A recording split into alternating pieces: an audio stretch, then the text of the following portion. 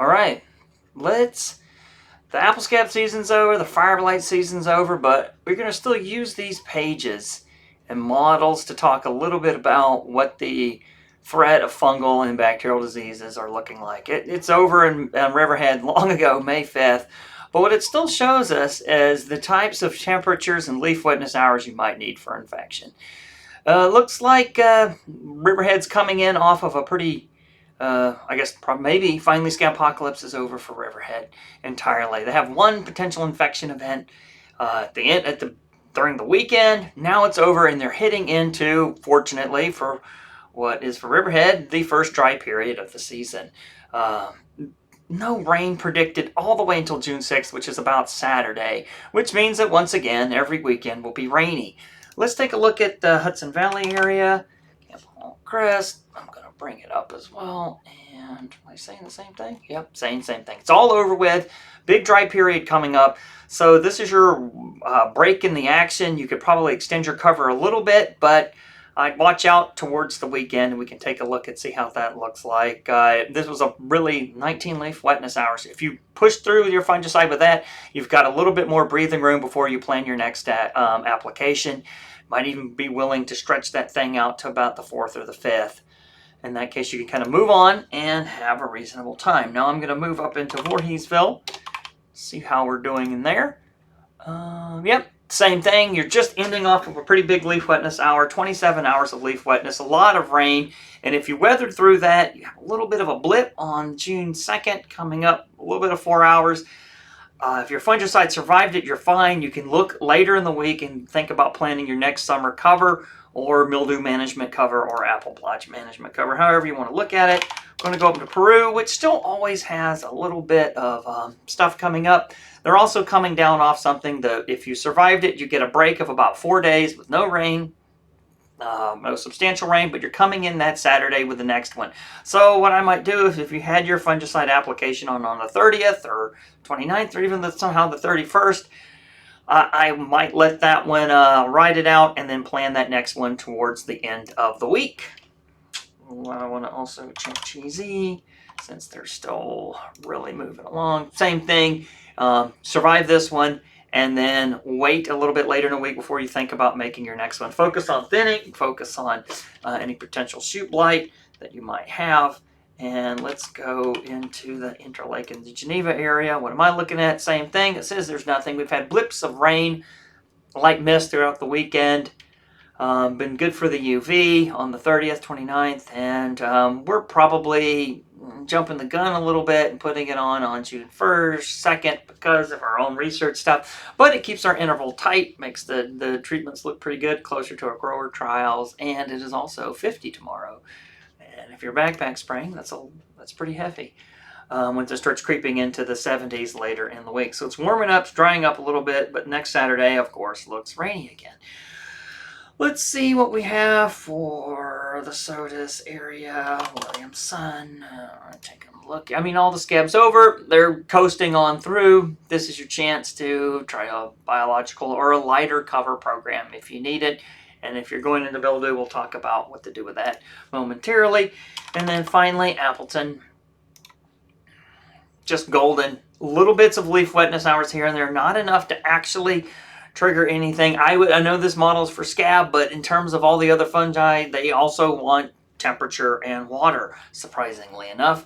And we're talking about only things that are in the same group. I think you're going to have an easy week for fungal diseases. Now, let's switch gears and take a look and see what fire blight looks like. All right, back to Appleton North. It says no blossoms are open, but let's just pretend to get an idea of what these things might look like if they were there. It's showing that with the heat and the coming of the week, it's really cold at the beginning, and then moving into a warmer period. So your shoot blight and your potential for trees to be moving creeps along June 5th. Do I think you need to do anything? No, but maybe if you've completed your thinning work, then you could start thinking about your Prohex towards the end of the week. Let's see if anyone else is different. Going back through Williamson. Alright, I'm still going to be like, oh no, blossom blight's still there. I'm only using it to kind of get an idea of the temperature conditions that fire blight loves. And it says middle of the week, you're looking pretty good up in the Sodus area. Cool, cool, cool. Don't stress about Prohex or anything else of that nature. Interlaken. I feel like it's going to be getting hotter. But up around the lake, it can be a little bit cooler. If you're closer to the Finger Lakes region, yep. If I were going to spray my brand new planted orchards that are now flowering, even though we planted them in like April, they're finally flowering, I think I would go out around June 2nd or 3rd, maybe tomorrow, with all of our fungals applications and put these on.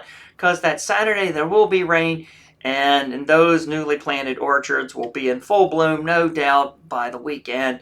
And could be getting wrecked from all the fire blight nearby in our orchards. So I'll be protecting those very soon. So if you have new plantings, watch them, because this is the type of scenario you want. Everything looks great, but you got 17 leaf wetness hours on Saturday with the rain, and I have a Cougar Blight TRV of 1072 and an EIP value of blood red infection at 268. That's absolutely terrifying looking. So if I wanted to lose all my newly planted orchards, I would do nothing, but I will be going out with an antibiotic and applying on those non-bearing orchards probably tomorrow to kind of knock anything down, because they're moving into full bloom pretty quickly.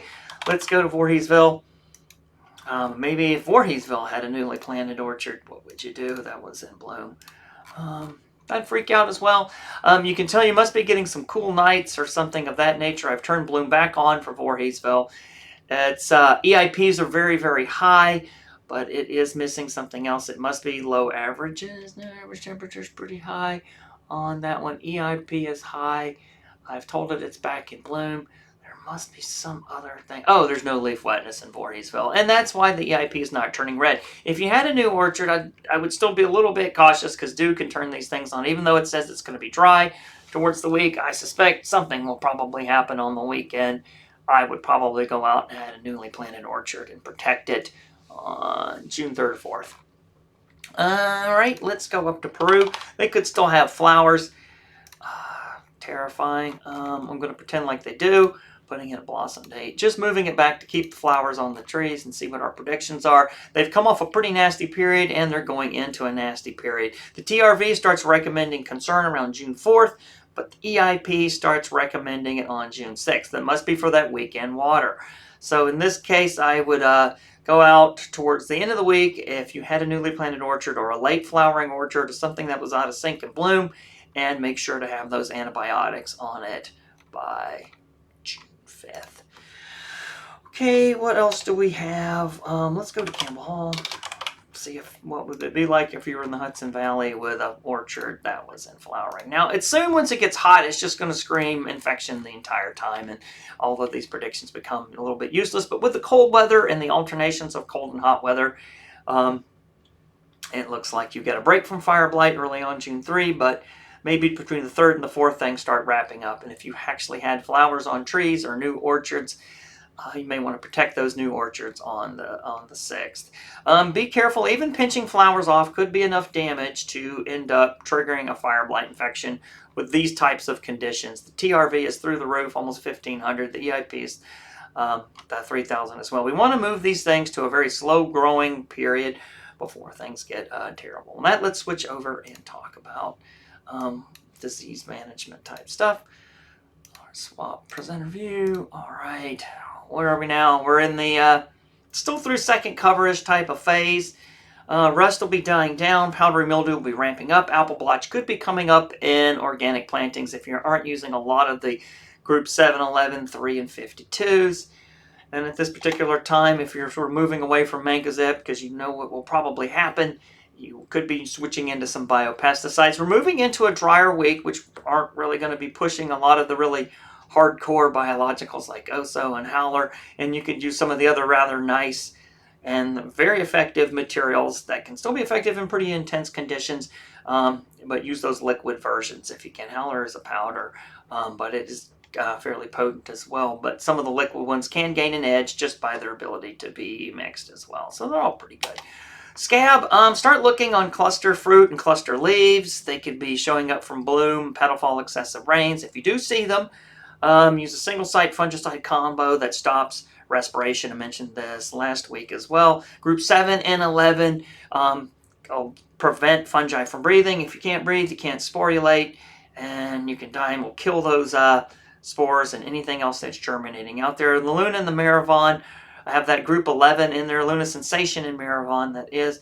You'll get that bonus mildew control as well. The other option is just to use a peroxide like oxidate, or a carbonate biopesticide like potassium bicarbonate, or one of the other ones like Percarb. Millstop is a good one as well. Burn out those lesions, and these things also work pretty well on powdery mildew control that we'll be seeing as well.